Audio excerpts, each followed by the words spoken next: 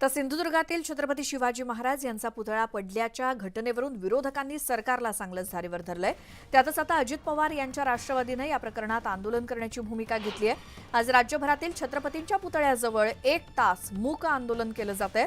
पुतळा दुर्घटनेसाठी सरकारवरती जोरदार टीका होत असताना त्याचं उत्तर देण्याची जबाबदारी असलेल्या सरकारमधल्याच पक्षानं ही अशी भूमिका घेतल्यामुळे राजकीय वर्तुळात मात्र चर्चेला उधाण आलंय।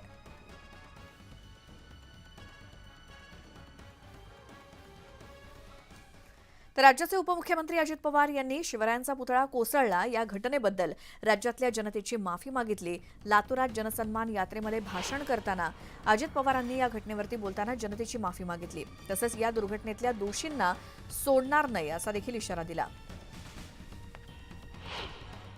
उपमुख्यमंत्री म्हणून सांगतोय मी याबद्दल महाराष्ट्रातल्या 13 कोटी जनतेची माफी मागतो की युगपुरुष छत्रपती शिवाजी महाराज हे आपल्या सगळ्यांचं दैवत आहे आणि त्या दैवताचा पुतळा त्या पद्धतीने असा वर्षाच्या आत त्या पद्धतीनं ते नादुरुस्त होणं किंवा पडणं हे सगळ्यांना धक्का देणारी बाब आहे। यामध्ये जे कोणी दोषी असेल ते कुणी असू द्यात, वरिष्ठ अधिकारी असू द्यात, खालचे असू द्यात, कॉन्ट्रॅक्टर असू द्यात, तो कॉन्ट्रॅक्टरला तर काळ्या यादीमध्ये टाकला पाहिजे।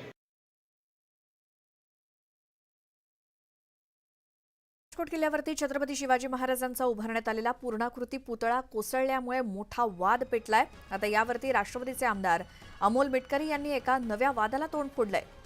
आपटे नावाच्या शिल्पकारानं मूर्ती बनवताना महाराजांच्या डाव्या भुवईच्या वर एक खोप दाखवली। महाराज अफजल खानाशी 2 हात करण्यासाठी गेले तेव्हा खानाचा वकील कृष्णाजी भास्कर कुलकर्णी यानं शिवाजी महाराजांवरती दांडपट्ट्यानं वार केला होता। यामध्ये महाराजांना छोटीशी इजा झाली होती आणि आपटेला अशा प्रकारचा पुतळा बनवून नक्की काय सांगायचं होतं? महाराजांच्या इतिहासाशी किती प्रतारणा करणार आहात? अजून तुमची मळमळ का गेली नाही असा सवाल अमोल मिटकरींनी केलाय। अनुभव नसलेल्या अक्कलशून्य माणसावरती म्हणजेच जयदीप आपटे याच्यावरती देशद्रोहाचा गुन्हा दाखल करून त्याला जेलबंद करावं अशी मागणी मिटकरींनी केली।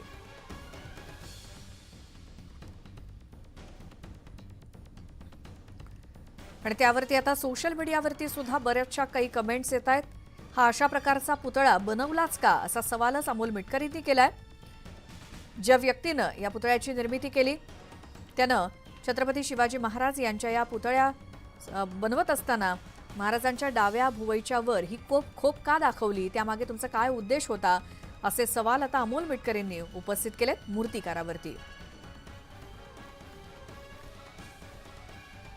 महाराजांचा अशा प्रकारचा पुतळा बनवलाच का असा सवाल अमोल माझा त्या आपट्याला प्रश्न आहे की या जाणीवपूर्वक ही खोप असलेली प्रतिकृती तू का दाखवली?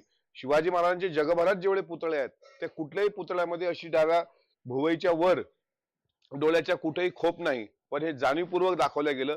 जाणीवपूर्वक चुकीचा इतिहास महाराष्ट्राच्या माथी मारला गेला।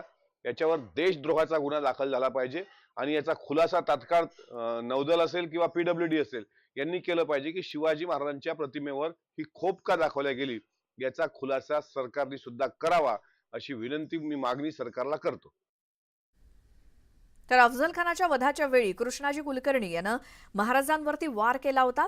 तीच खूण शिल्पकार आपटेनं ठेवून शिवप्रेमींच्या भावना दुखावल्यात आणि एवढंच नाही तर फेसबुकवरती या खोचक कृत्याचं जाहीर समर्थन सुद्धा केलंय। त्यामुळे शिल्पकार जयदीप आपटेला तत्काळ अटक करा अशी मागणी संभाजी ब्रिगेडनं केली आहे।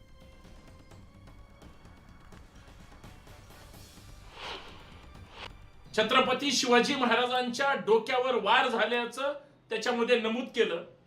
म्हणजे प्रतापगडाच्या पायथ्याशी अफजल खानाच्या वधाच्या वेळेस शिवरायांवर ज्यांनी पहिला वार केला होता तो वार कृष्णाजी भास्कर कुलकर्णींनी केला होता आणि तोच जखम दाखवण्याचं काम या जयदीप आपटेंनी त्याच शिल्पावर केलं होतं।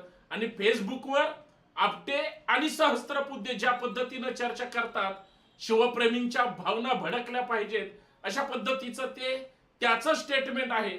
अहो, छत्रपती शिवाजी महाराज आमच्या हृदयात आहेत, काळजात आहेत आणि काळजावर घाव घालण्याचं काम जर आपटे आणि त्याची मंडळी करत असेल तर ह्या आपटेवर राष्ट्रपुरुषाचं बदनामी केल्याप्रकरणी गुन्हा तर दाखल झालाच पाहिजे।